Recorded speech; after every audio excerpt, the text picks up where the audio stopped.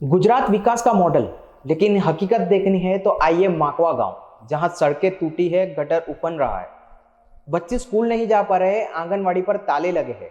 और ये सब क्यों? क्योंकि गांव वालों ने चुना था सपनों का सरपंच, लेकिन यही सरपंच सपनों को पूरा करने के बजाय उन्हें तोड़कर बर्बादी में बदल रहा है।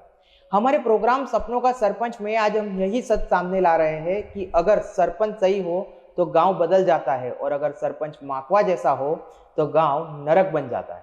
75 साल की आजादी और गुजरात को देश भर में विकास का मॉडल बताया गया, लेकिन सच्चाई क्या है? खेड़ा जिले के माकवा गांव में हालत ऐसी है कि यहाँ लोग कहते हैं सपनों का सरपंच नहीं बल्कि बर्बादी का सरपंच मिल गया है। गांव की तस्वीर डराने वाली है। टूटी सड़कों पर पानी भर जाता है और यही पानी बच्चों का भविष्य रोक देता है। यहाँ के बच्चे स्कूल तक नहीं जा पा रहे क्योंकि सड़कों पर भरा गंदा पानी पार करना उनके लिए नामुमकिन हो गया है। सिर्फ सड़क ही नहीं, गटर का हाल भी बर्बादी की कहानी सुना रहा है।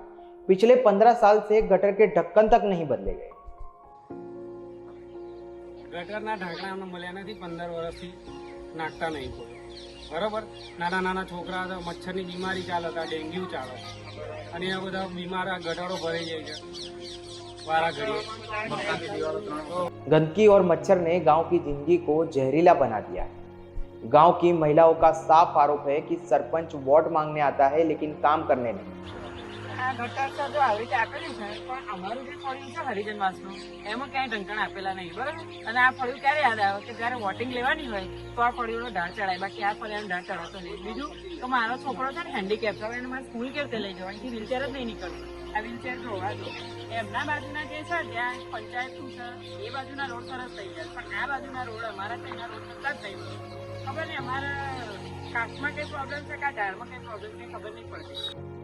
सवाल ये है कि वोट लेने के बाद नेताओं को जनता की याद क्यों नहीं आती?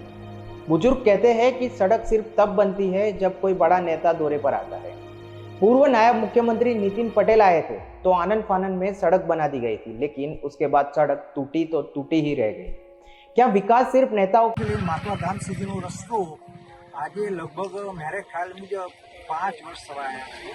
માનનીય નાયબ મુખ્યમંત્રી શ્રી નીતિન પટેલ સાહેબ જ્યારે ઉદ્ઘાટન કરવા આવ્યા મકવા મદદ કરીને ત્યારે બનેલો તાબડતોબ બનેલો તે આજ દિન સુધી હજુ કોઈ કામ થયેલું નથી।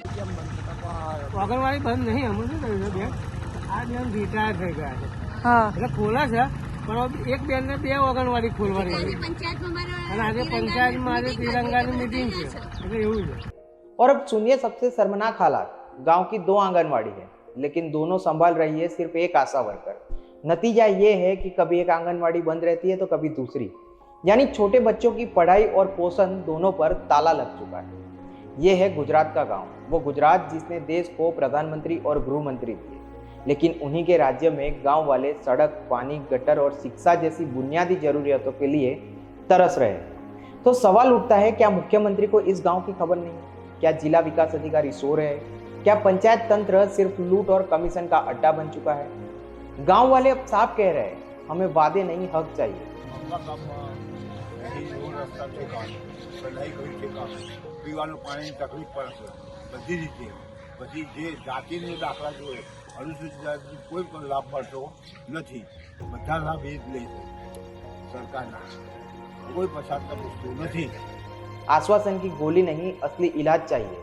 और अगर नेताओं ने आंखें बंद कर रखी है तो अगली बार माकवा गांव से वोट नहीं गुस्सा मिलेगा।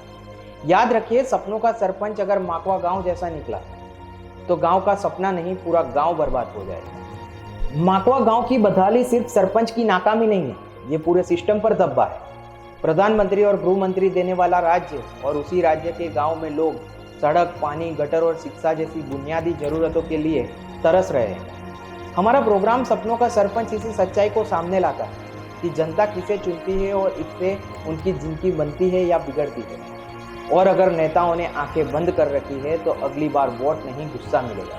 याद रखिए, सपनों का सरपंच अगर माकवा जैसा हो तो गांव का सपना नहीं पूरा गांव ही बर्बाद हो जाता है। यही है आज की सबसे बड़ी बात। तब तक के लिए दीजिए इजाजत, नमस्कार।